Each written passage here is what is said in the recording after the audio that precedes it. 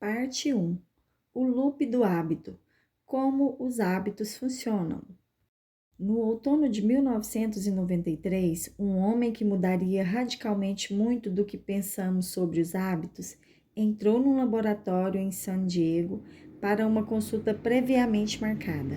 Era um senhor idoso, pouco mais de 1,80 metros de altura, bem alinhado numa camisa azul de botão.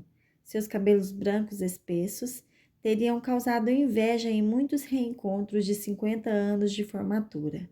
A artrite o fazia mancar de leve enquanto percorria os corredores do laboratório, segurando a mão da mulher, andando devagar, como se receoso do que cada novo passo traria. Cerca de um ano antes, Eugene Pauli, ou EP, como ele ficaria conhecido na literatura médica, estava em sua casa em Playa del Rey, preparando-se para o jantar, quando sua mulher mencionou que o filho deles, Michael, estava vindo visitá-los. Quem é Michael? Perguntou Eugene. Seu filho, disse a mulher Beverly. Aquele que nós criamos, sabe? Eugene olhou para ela com um olhar vazio. De quem você está falando? Perguntou. No dia seguinte, ele começou a vomitar e se contorcer de cólica abdominal. Dentro de 24 horas, sua desidratação estava tão grave que Beverly, em pânico, o levou ao pronto-socorro. Sua temperatura começou a subir, atingindo 40 graus enquanto ele transpirava, formando uma mancha amarela de suor nos lençóis do hospital. Ele ficou delirante, depois violento, gritando e empurrando quando as enfermeiras tentavam dar uma injeção intravenosa em seu braço. Só depois de sedá-lo é que o médico conseguiu cravar uma agulha comprida entre duas vértebras da base de sua coluna e extrair umas poucas gotas de líquido cefalorraquidiano. O médico que realizou o procedimento percebeu na mesma hora que havia um problema. O fluido ao redor do cérebro e dos nervos espinhais é uma barreira contra infecções e ferimentos. Em indivíduos saudáveis, ele é translúcido e corre rapidamente, movendo-se num fluxo quase sedoso através de uma agulha. A amostra da coluna de Eugene era turva e pingava devagar, como se estivesse cheia de sujeira microscópica. Quando os resultados voltaram do laboratório, os médicos de Eugene descobriram por que ele estava doente. Estava sofrendo de encefalite viral, uma doença relativamente comum que causa feridas, bolhas e infecções leves na pele. Em casos raros, no entanto, o vírus pode traçar um caminho até o cérebro, provocando lesões catastróficas conforme devora as delicadas dobras de tecido onde nossos pensamentos, sonhos e, de acordo com alguns, nossas almas residem. Os médicos de Eugene disseram a Beverly que não havia nada que eles pudessem fazer para reverter o estrago já feito, porém uma grande dose de medicamentos antivirais talvez evitasse que o vírus se espalhasse. Eugene entrou em coma e durante 10 dias esteve à beira da morte.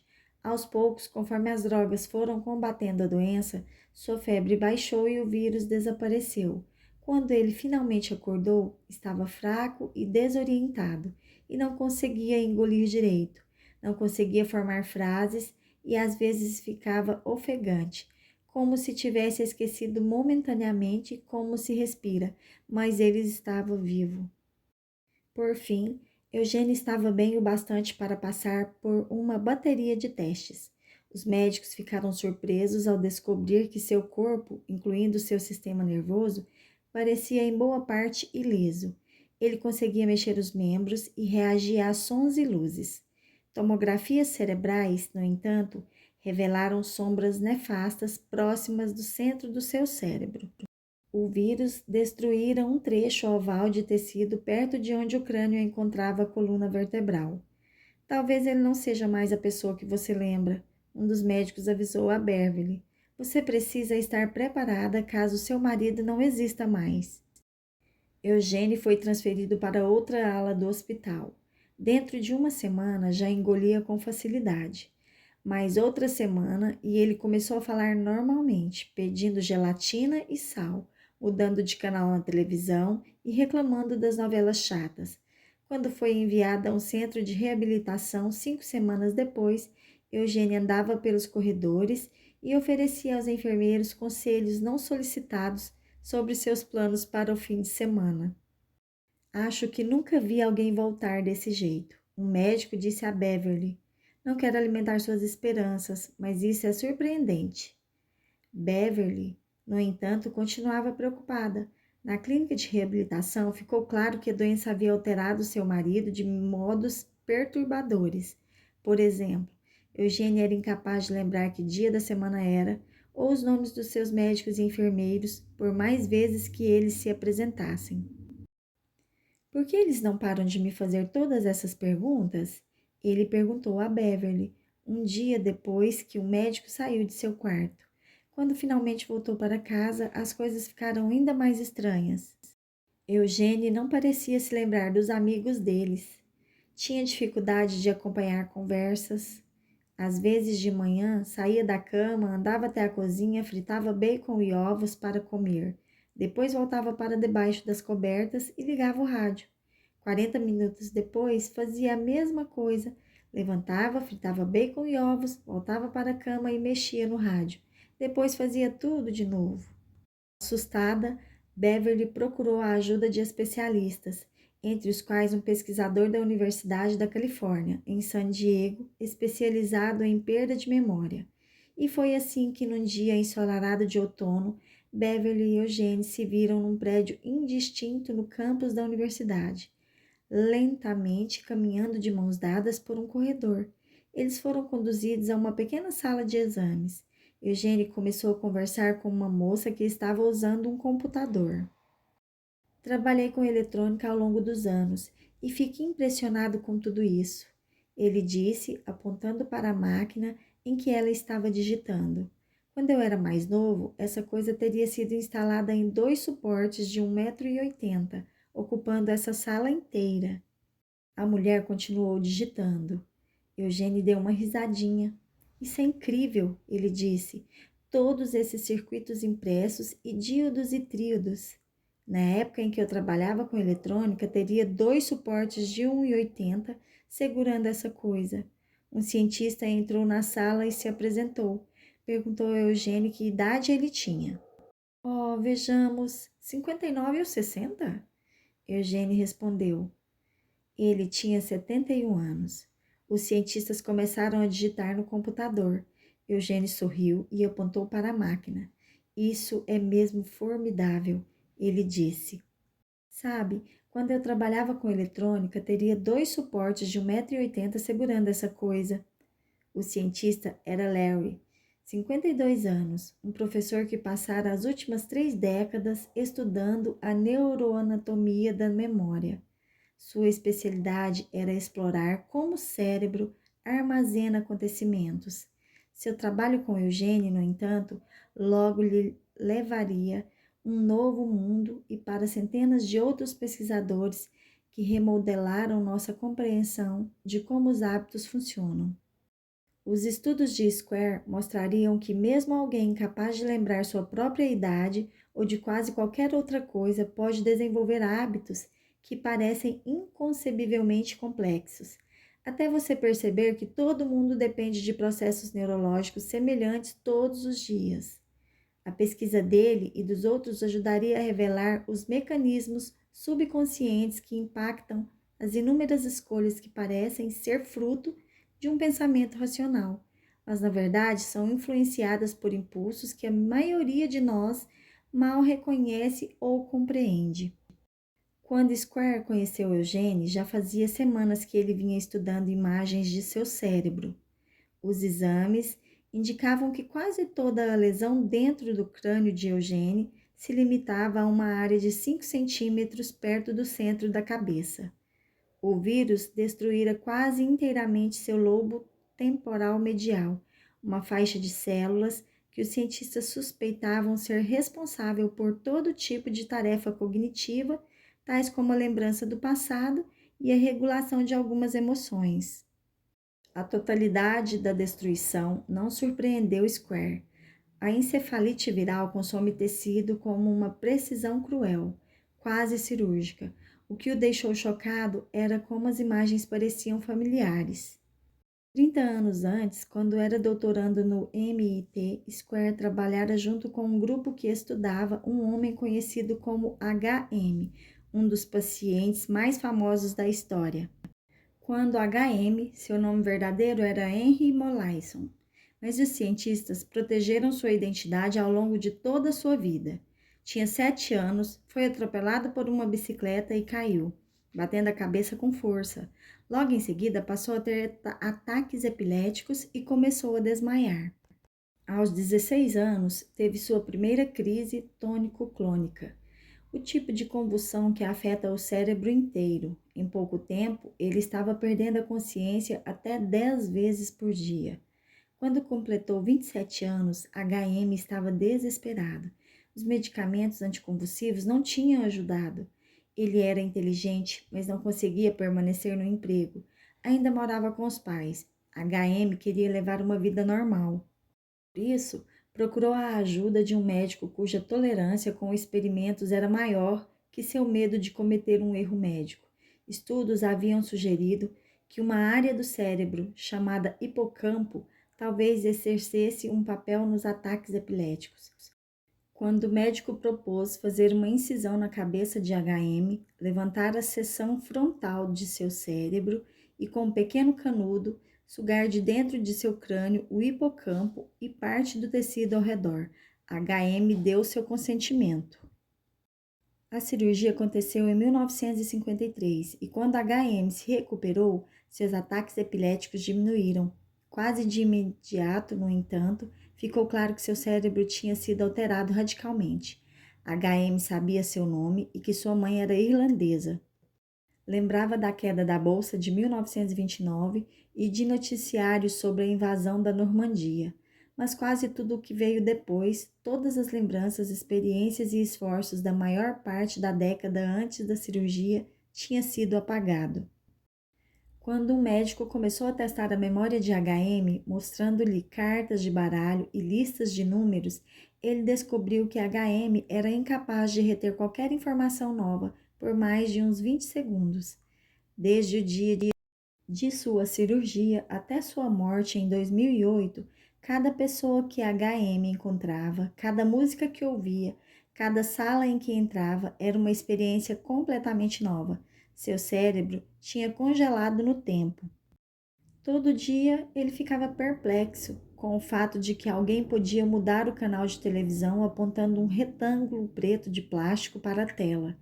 Ele se apresentava repetidamente para os médicos e enfermeiras, dezenas de vezes por dia.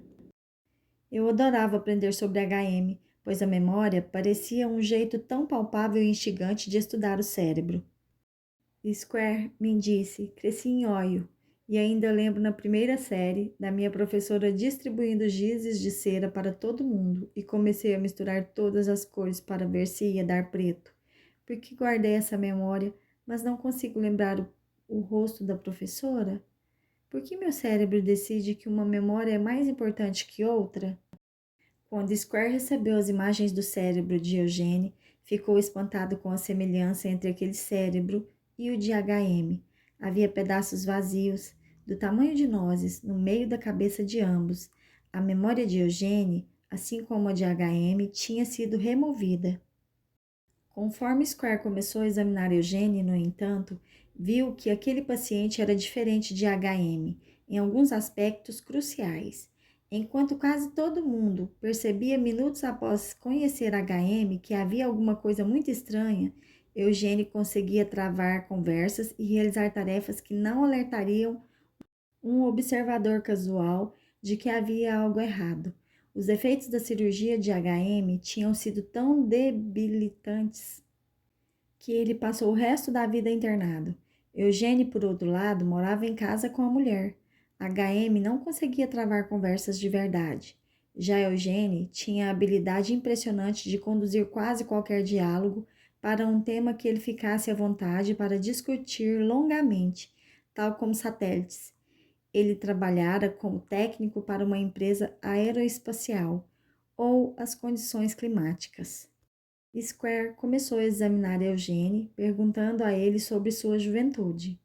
Eugene falou da cidade onde crescera no centro da Califórnia, no tempo que servira na marinha mercante, de uma viagem que fizera à Austrália quando era jovem. Lembrava da maior parte dos acontecimentos de sua vida que tinham se passado antes de cerca de 1960. Quando Square perguntava sobre décadas posteriores, Eugênia educadamente mudava de assunto e dizia que tinha dificuldade de lembrar de alguns acontecimentos recentes. Square realizou alguns testes de inteligência e descobriu que o intelecto de Eugênia ainda era aguçado para um homem incapaz de se lembrar das 3 últimas décadas. Além disso, ele ainda tinha todos os hábitos que adquirira na juventude. Por isso, sempre que Square lhe dava um copo d'água ou o elogiava por uma resposta especialmente detalhada, Eugênia agradecia e retribuía o elogio. Sempre que alguém entrava na sala, se apresentava e perguntava como tinha sido seu dia.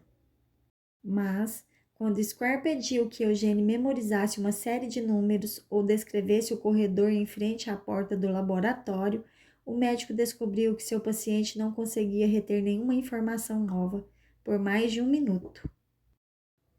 Quando alguém mostrava a Eugênia fotos de seus netos, ele não fazia ideia de quem eram. Quando Square perguntava se ele se lembrava de ter ficado doente, Eugênia dizia que não tinha lembrança alguma de sua doença, nem da estada no hospital. Na verdade, Eugênio quase nunca lembrava que estava sofrendo de amnésia. Sua imagem mental de si mesmo não incluía a perda de memória. Já que ele não conseguia se lembrar da lesão, não conseguia conceber que havia algo de errado. Nos meses após conhecer Eugênio, Square realizou experimentos que testavam os limites de sua memória. A essa altura, Eugênio e Beverly tinham se mudado para Playa del Rey, para San Diego, para ficar mais perto da filha, e Square muitas vezes os visitava para fazer exames. Um dia, Square pediu que Eugênia esboçasse uma planta de sua casa. Ele foi incapaz de desenhar um mapa rudimentar mostrando onde ficava a cozinha ou o quarto. Quando você levanta da cama de manhã, como sai do quarto? Square perguntou. Olha, disse Eugênia, não sei direito. Square tomou notas em seu laptop e, enquanto o cientista digitava, Eugênio se distraiu. Olhou de relance para o outro lado da sala e então se levantou. Andou até um corredor e abriu a porta do banheiro. Uns poucos minutos depois, Square ouviu a descarga, a torneira aberta e Eugênia enxugando as mãos nas calças. Voltou para a sala e sentou-se outra vez na cadeira ao lado de Square. Esperou pacientemente pela próxima pergunta. Na época, ninguém se perguntou como um homem incapaz de desenhar um mapa de sua própria casa conseguia achar o banheiro sem hesitação. Mas essa pergunta e outras parecidas acabariam levando a uma série de descobertas que transformaram nossa compreensão do poder dos hábitos. Isso ajudaria a deflagrar uma revolução científica que hoje envolve centenas de pesquisadores que estão aprendendo pela primeira vez a entender todos os hábitos que influenciam nossas vidas. Quando Eugênio sentou-se à mesa, olhou para o laptop de Square. Isso é impressionante, ele disse, apontando para o computador. Sabe, quando eu trabalhava com eletrônica, teria 2 suportes de 1,80 segurando essa coisa. Nas primeiras semanas depois que eles se mudaram para a casa nova, Beverly tentava tirar Eugênio de casa todo dia. Os médicos haviam lhe dito que era importante que ele se exercitasse e se Eugênio ficava dentro de casa por muito tempo, deixava Beverly maluca, fazendo as mesmas perguntas inúmeras vezes num loop infinito. Por isso, toda manhã e toda tarde, ela o levava para dar um passeio no quarteirão, sempre juntos e sempre seguindo o mesmo itinerário. Os médicos tinham avisado a Beverly que ela precisava monitorar Eugênio constantemente. Disseram que, se ele algum dia se perdesse, nunca mais conseguiria achar o caminho de casa. Mas, certa manhã, enquanto ela se vestia, Eugênio saiu despercebido pela porta da frente. Ele tinha uma tendência a perambular de um cômodo para o outro. Por isso, Beverly levou um tempo para perceber que ele tinha sumido. Quando percebeu, entrou em pânico. Correu para a rua e tentou enxergá-lo. Não conseguiu vê-lo. Foi até a casa dos vizinhos e esmurrou as janelas. As casas eram parecidas. Será que Eugênia tinha se confundido e entrado em outra? Ela correu até a porta e tocou a campainha até alguém atender. Eugênia não estava lá. Ela correu de volta para a rua, seguindo o quarteirão, gritando o nome de Eugênia. Estava chorando. E se ele tivesse ido a algum lugar com trânsito? Como diria alguém onde morava? Ela já estava fora fazia 15 minutos procurando em toda parte. Então correu para casa a fim de ligar para a polícia. Quando ela entrou afoita pela porta, encontrou Eugênie na sala, sentada em frente à televisão. As lágrimas dela o deixaram confuso. Ele disse que não lembrava de ter saído, não sabia onde estivera e não conseguia entender por que ela estava tão perturbada. Então, Beverly viu uma pilha de pinhas na mesa, como as que vira no quintal de um vizinho mais adiante na rua. Ela se aproximou e olhou as mãos de Eugênie. Seus dedos estavam melados de seiva. Foi então que ela se deu conta de que Eugênie tinha saído sozinho para caminhar. Ele tinha andado até o final da rua e catado alguns souvenirs. E achara o caminho de casa.